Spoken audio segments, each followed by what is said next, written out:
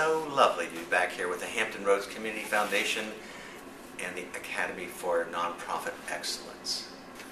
So my class was on conducting your own nonprofit's audit, making sure that you figure out whether your communications are up to snuff. So I was asked to give you 3 things that I would reinforce.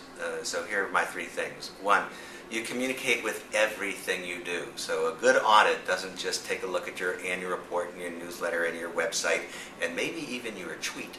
It takes a look at everything. So it takes a look at the way that you dress, and I'm sorry if you don't like my tie, but it takes a look at every single thing you do, the way that you answer the telephone, it takes a look at your stationery and your business cards and every single thing, including the way, whether you had lunch with your biggest donor and how nice you were to that donor and how often you meet with that donor.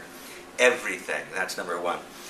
Number 2, you don't have just one audience. You have dozens and dozens of audiences. We pulled out just one of the students and asked them to identify all of her constituencies, audiences, public, Mr. Rogers' neighborhood. Who are the people in your neighborhood? She had 28. None of whom she could leave behind. 28 different audiences. And each one of those different constituencies has a different need from her, a different thing that she wants from them. And each one of those required a different message, a different conversation.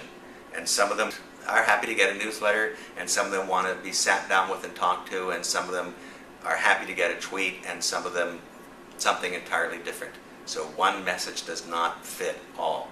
So when I'm going to audit your communications, you're auditing your own, you have to ask, who are my audiences and am I taking care of each one of them? And third, communications is personal.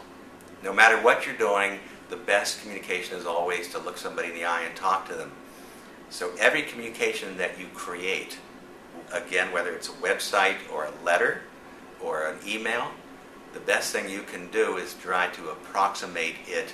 Try to make it as human as possible.